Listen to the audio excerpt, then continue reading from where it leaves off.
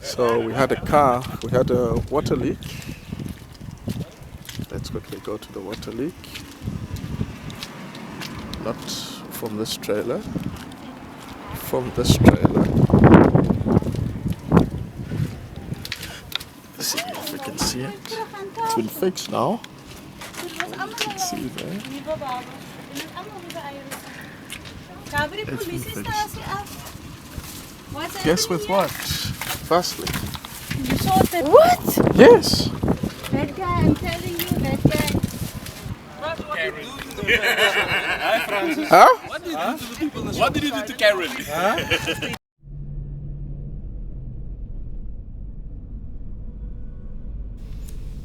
If you've been following the series so far, you would know that we are in day 3 of our Namakwaland trip, or more accurately our West Coast trip. We are still in the Northern Cape, in Namakwaland. We just stopped over at a nearby shop to get some supplies, and we noticed that one of the trailers had a bit of a water leak, and it was actually fixed with a little bit of Vaseline, to my surprise. While we were there at the shop, I took some pictures, and the shop owners came up to me to say that they don't want people taking pictures in the shop. What did you do to Karen? So just a little bit of fun there. But yeah, just do be aware that some places don't like it. I suppose you have to respect them as well. So we weren't taking pictures of them, we're taking pictures of us in the shop, getting more supplies. But be that as it may, we are in day 3, and we are heading back at this stage to the Namakwa National Park. One does tend to lose track of time. We're actually in day 4 and not in day 3.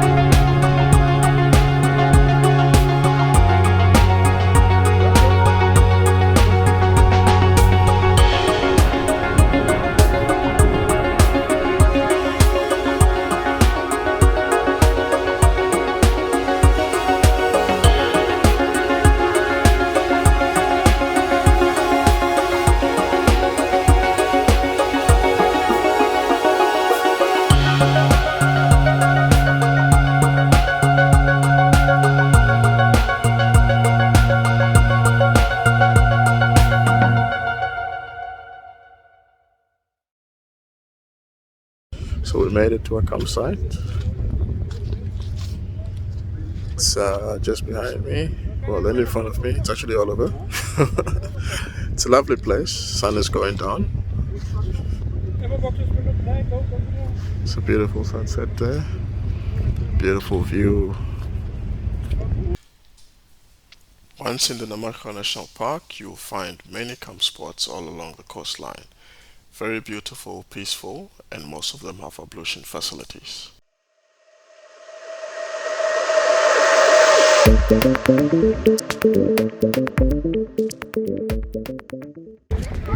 Yeah, and I mean, look, the facilities are not bad.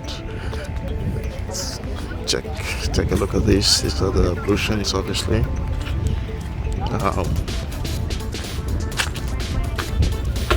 It's quite basic, but it's something. Unlike the other place where we were, where there was nothing, so we had to use our porta potties. For those of you that don't know what that is, go Google that. And then we've got these spaces in here where we can make a fire, sit around the fire.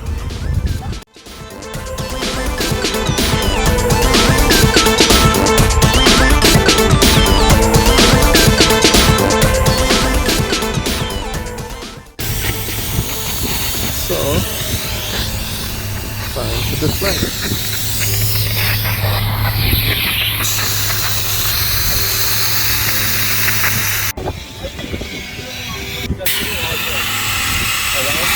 How's it going? Excellent. Good. Doing nothing. I'm working. Doing nothing. I'm working, bro. Absolutely nothing. I'm working. Unbelievable. Generally, the roads are mostly great. Nothing too difficult.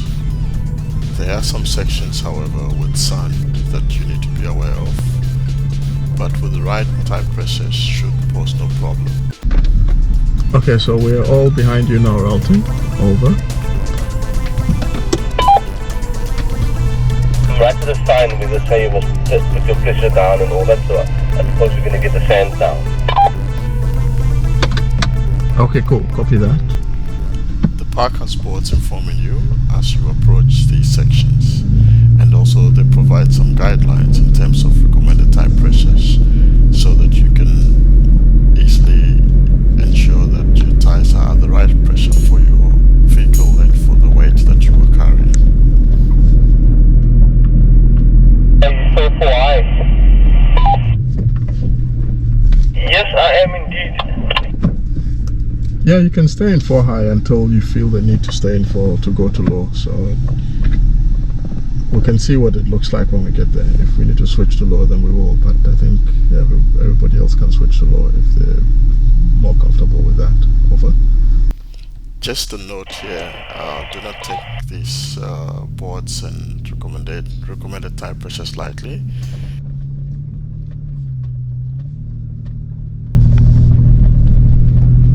With your first set of soft sand now, I think we're going to find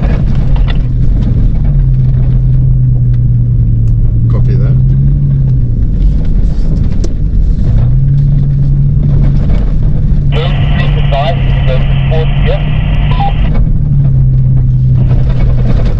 Copy that.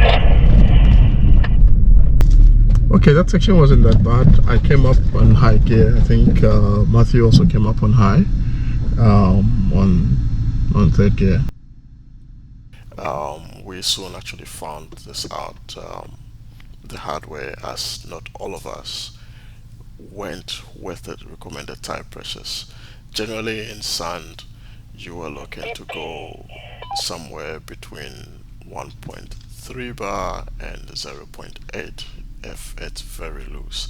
But you also need to bear in mind how much weight you're carrying. Going okay. And it's completely stuck, yeah? Somebody stuck over? Dalton is actually stuck, yeah? Oh, okay, cool. You're coming out over.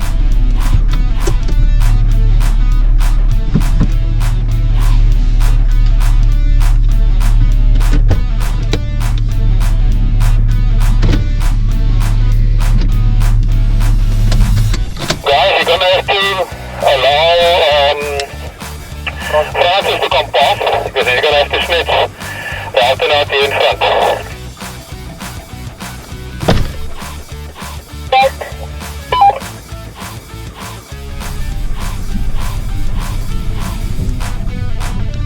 Is er iemand far enough? Can you come close?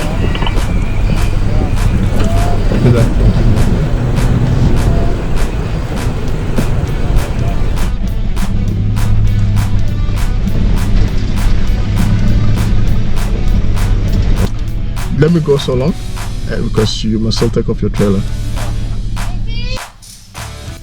Though the Fords were eager to do this recovery, I just felt it was time for Toyota to practically demonstrate how recovery should be done and emphasize the power of Toyota.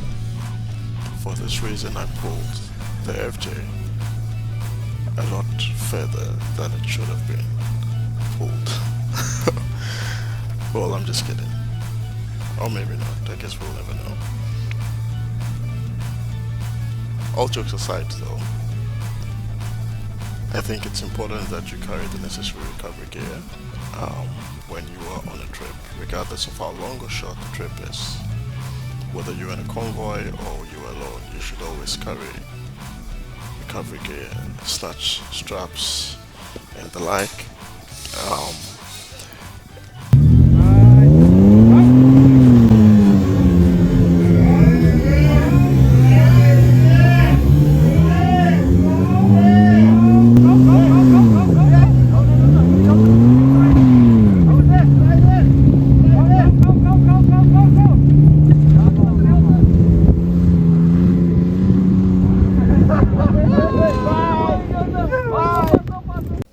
because you never really know when you're going to need it. You never know if you will be stuck or not.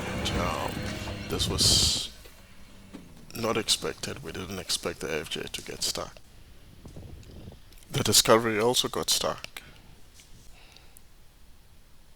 And with the Discovery getting stuck, the Ford behind the Discovery almost got stuck had it not been for some quick reflexes and thinking on the Ford's part to make sure that you've got recovery gear. And it's always good to not venture out by yourself. As you can see here, we left camp and we were exploring and we were together so that if anything happens, you know, there was help readily available. You can never really anticipate these situations, so it's good to travel together if you can. Sometimes you can't, in which case you just need to prepare for those scenarios as well. And you need to know how to use your recovery gear to get yourself out of a sticky situation. As sometimes you could be waiting for hours, maybe days before the next person comes along. Francis, I realize when I'm driving I can't hear you guys, but as soon as I stand still I can. So I think maybe it is got something to do with the antenna that I have on here. Yeah, it could be a combination of both problems. But we can have the antenna tested later on. Over. Thank you, my friend. Over. What you can maybe do in the meantime is take off the external antenna, go back to the internal antenna, and let's see how that performs. Over. Another thing to mention that I think is quite important and sometimes overlooked or missed is communication, especially when you're traveling in a convoy. Actually, I would say that as long as you are not alone, it's a good idea to have some kind of communication device with you, mostly a radio.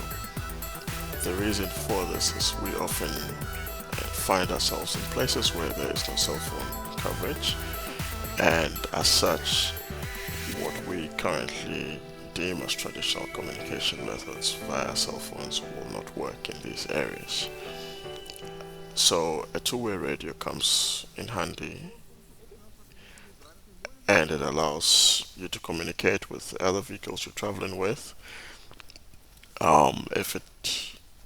If it turns out that you're not traveling with other vehicles and you're just alone, maybe with a friend, partner, kids, etc., then it is a good idea to have a couple of handhelds so that whenever there's a separation, each party or group has got at least one handheld with them, because that would be the only way that you can communicate with each other should something happen and should help be needed.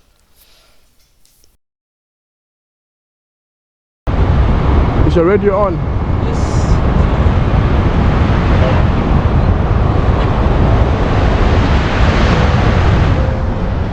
Alright, so this is the last day. Well, yesterday was the last day. We're heading out of the campsite finally. Heading back home mostly.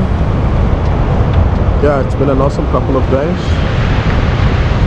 And we'll be back in the Loving Cape soon.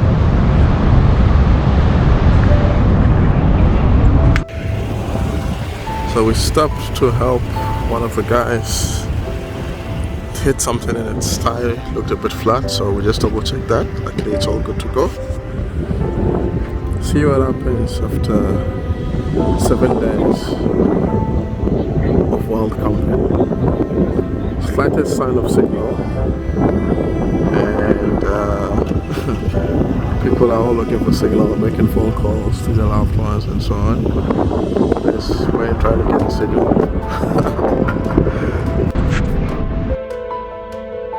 I highly recommend a trip to the Namakwaland National Park if you are in the area. Though we are a convoy of 7 cars, we still had a lot of space. We never felt we were cramped through all the camp spots we stayed over the couple of days that we were there. There were other campers around us in other camp spots, and I say around us, but actually they were a couple of kilometers away from us because the camp spots are not that close together. So for us as a group, it was nice because as a group we wanted to be in close proximity to each other's camps.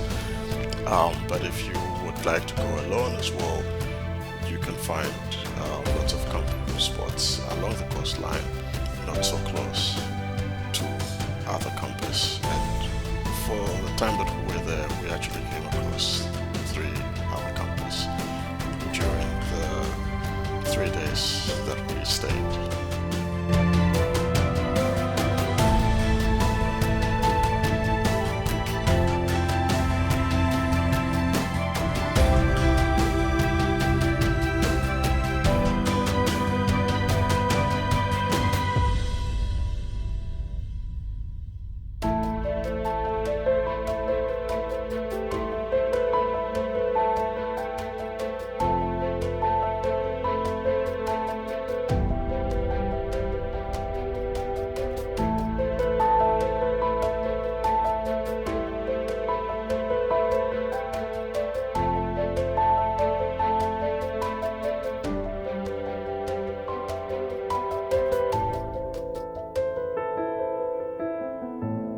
Kilometers and kilometers is this the train. You'll What? see The now, train is yes. in kilometers? Yeah, I'm trying to figure out like it's not ending. No, it's not ending. It's about a few kilometers further back still. Sure. If Heinrich get on here, get him with his mom's house. This train go right through to Sisson to get the iron ore and bring it all the way back to Saldanha.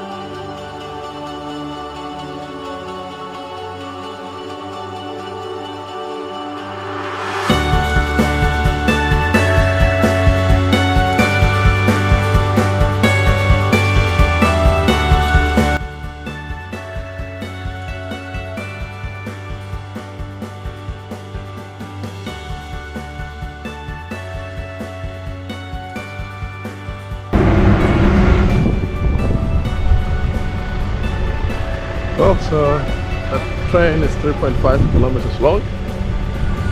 Carries iron ore up and down. It's quite interesting. There's actually another one waiting to come through once this one has passed, because it's only one way.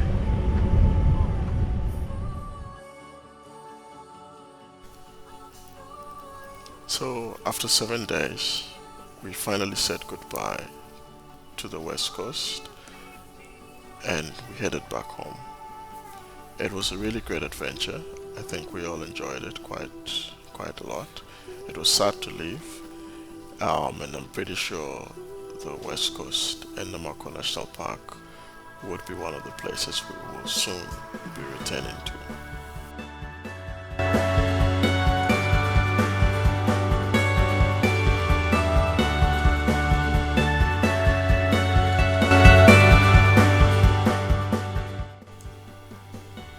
Until next time, on the next adventure, keep exploring nowhere, somewhere.